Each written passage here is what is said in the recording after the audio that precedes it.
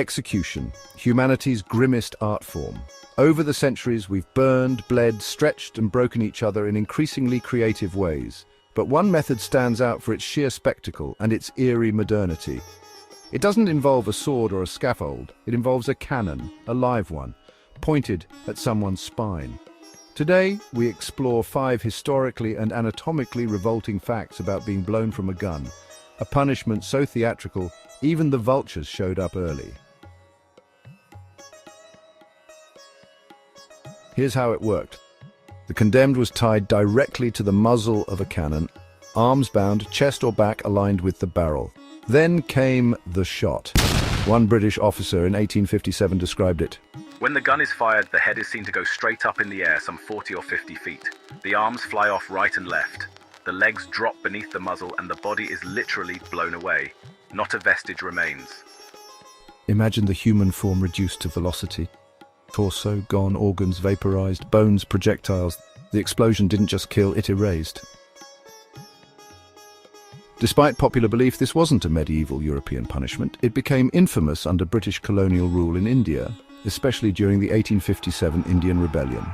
But it wasn't a British invention. It originated under the Mughal Empire, where it was used for severe crimes like mutiny and desertion. The British adopted it with interest, not for justice, but for symbolism.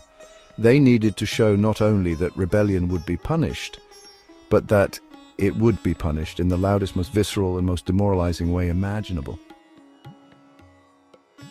Among Hindu and Muslim religious traditions, bodily destruction after death has serious spiritual implications. For many, an intact body is necessary for reincarnation, such as in Hinduism, or for proper burial and judgment, as in Islam. By reducing the condemned to scattered pieces of flesh, the British weren't just executing, they were obliterating spiritual futures. As one modern historian put it, it was a form of colonial psychological warfare that targeted not only rebels' lives, but their afterlives. This wasn't improvisation, it was state violence with a paper trail.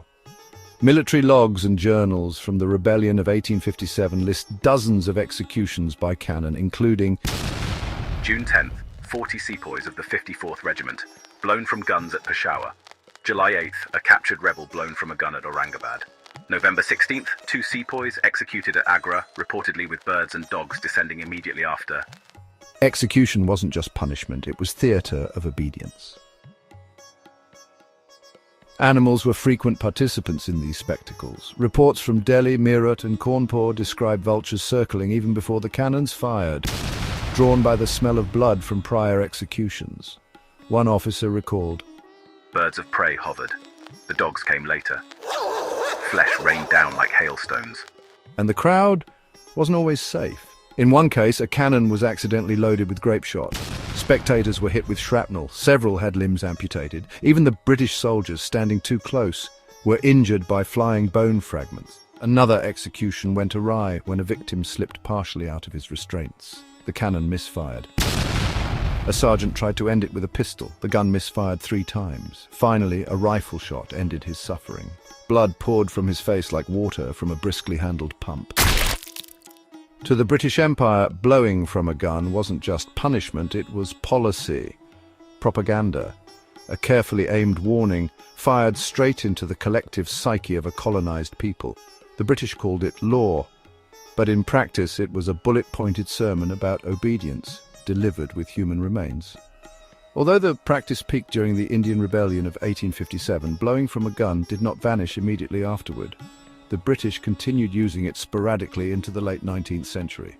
One of the last documented uses was in 1871, when 65 Sikh prisoners were executed this way in response to a rebellion in Malakotla, Punjab. By the early 20th century, however, the method had become politically toxic, even for the empire. International outrage and shifting norms in military conduct led to its quiet disappearance. By the early 1900s, the British had officially abandoned the practice, though it remains one of the most notorious symbols of colonial brutality.